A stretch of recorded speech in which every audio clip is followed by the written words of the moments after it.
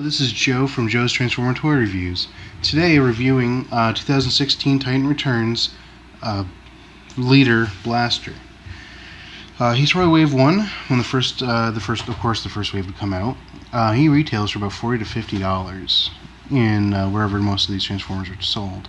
You're more likely to find him at Toys R Us or online, as larger ones aren't as easy to find in stores, in the average department store. So, Blaster is a character from the original series, G1.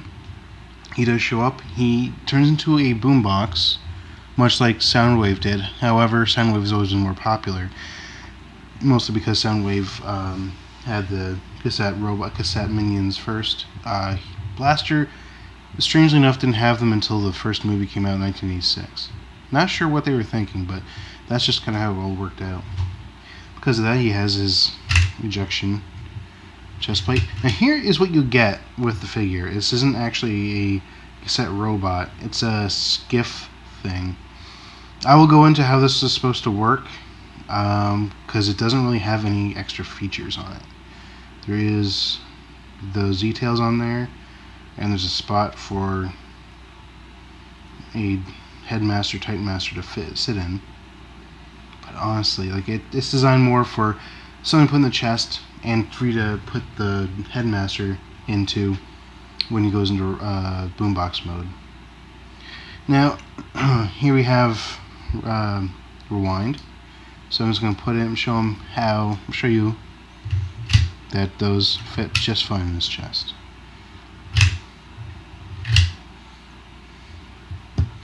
Alright, so as you can see, four general colors are associated with Blaster, as shown here: red, black, a lot of gray, and this yellow chest. That is really what he gets associated with, the red and yellow, actually, despite the fact that the yellow only shows up here and there. He has a lot of motion. He's got kind of a chunky arms, but honestly he's very clean and kind of strangely a little bit simple robot mode. He's got a good look to him, a lot of balance features. Also, because of how his base mode works, you can attach this, this comes kind of like a blank onto the top of there for a cannon.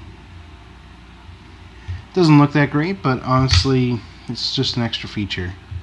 It's up to the person messing around the figure to actually decide to use.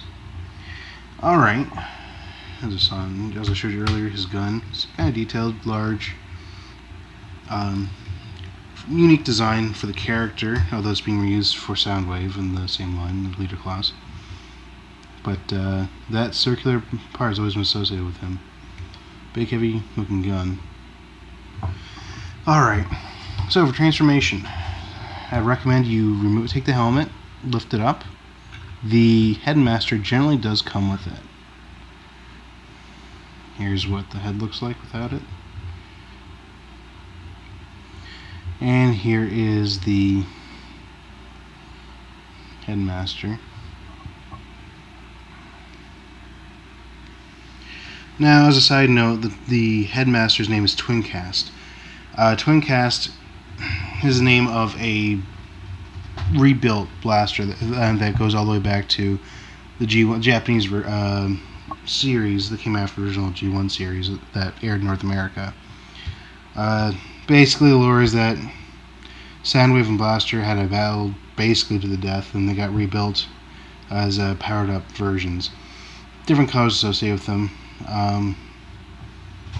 I think Blaster's rebuild is more of a blue color, and Soundwave got rebuilt to Sound Blaster and is more of a darker black color, or navy blue. Doesn't really matter. It's not going to be really brought up any more other time in here. So, set down Twincast. Now up here for the helmet, there's the slot in the back. Put the helmet away. You cannot actually fit the Headmaster in there. I have tried multiple times. It does not work. Bring up the handle. Rotate the fist out of the way. Oh, as I was saying before, this is the skid, and to take advantage of hiding the headmaster, you put him in like this. Comes flush, open this up, and in he goes. That's it. Not satisfying in the least, in my opinion, but it works.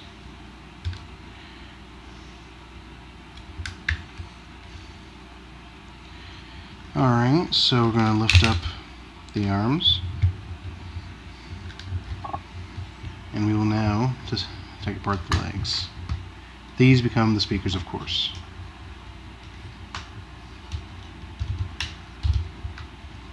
Rotate the toes out of the way. Not too difficult to transform him when you understand what becomes what. It starts to make a lot of sense. The base mode is a little out there, not bad. It's just you may not figure out what it's supposed to do what. There's a lot of little details you have to pull out. So let's turn the hands over.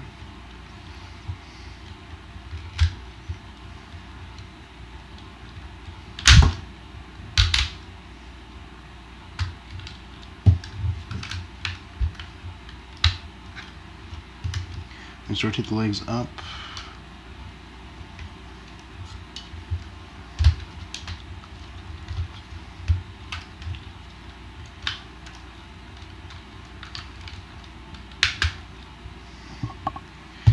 He is a decent looking boombox. You have to ask yourselves, who's seen a boombox in the last 10 years? Okay, this gun. I don't really think that there really is a good place for the gun. There's a hole right there that doesn't have a screw in it. So I'm assuming that is what they're expecting you to do. Okay. And here's the boombox. The speakers look pretty good. Got a nice design. No longer has the buttons on it though. But yeah, I mean, I know a lot of people who love this character and Soundwave character because they find it funny that they turn to boomboxes, and some people are just big into sound paraphernalia. So I mean, he's fairly solid here. But the gun storage there is a bit of a negative. Now he has a third mode, the bass mode. So let's go ahead and get that going. So this turns down like that. We eject the ramps,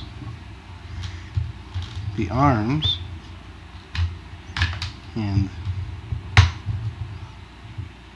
the arms rotate up as they have cannons that come out of them from the elbow.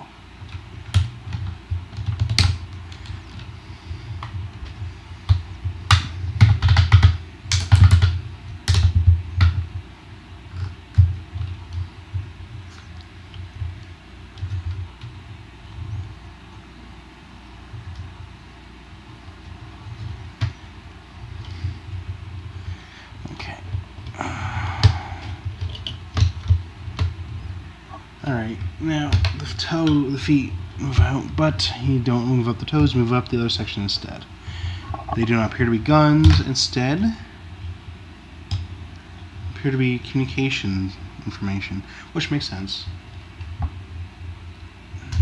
That is pretty much the majority of the base mode. Gun goes right here. Allow me to get a better angle of this mode. Okay, now the final stage, you eject that, the chest piece, lift up the piece of clear plastic here, and the other piece of the bottom clear piece of plastic, and return the original one down.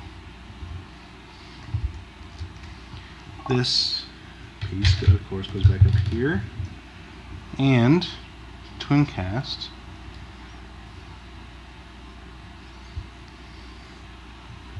It sits here at the console. Alright, most of these base modes, of all the leader classes, they all have connector plates. They used to, I believe, connect to the Metroplex or to the Power Master Optimus Prime. And there's also connectors in the back here. And here's the base mode. I kind of like the base modes. I can definitely see how they add a lot of play value to the play sets, or to the entire line, because otherwise it kind of means that if you don't have the base modes, then it feels really odd, and I guess odd would be the better word for it, to have all these miniaturized figures but don't really interact in any other way besides just being a part of the head. So I do find this adds a lot more to it, because you have little figures on the cannons and manning different stations on here, and I find that it adds a lot of more play value. I definitely recommend this for collectors and for children. The only real negative parts are that the boombox doesn't fit together perfectly. Sometimes I have to fix it on the continuously trying to fix the back of it because part keeps falling off, and there's not really any storage for the gun in boombox mode either. And finally, the robot mode is a little bit plain. Not a lot of extra detail. It's very solid, but just not a lot of details to look at. So I mean, still very, very strong figure, and Soundwave, the Soundwave repaint, I would imagine just as strong. Very good figure and set. Definitely recommend the figure for anyone, collector or child alike. Being a headmaster, the Titan Master or Headmaster is probably the smallest piece here. Could be swallowed, but that depends on your child. Supervised play. I would not be surprised if you wouldn't experience any problems with a child around 5 or so playing with this figure. But that's your decision. So that's how I feel about this particular set. If you have any questions, comments, please leave it in the comment section, and I will respond. But please like the video and subscribe. Let me know if any more anything. But I do appreciate your comments. Thank you very much.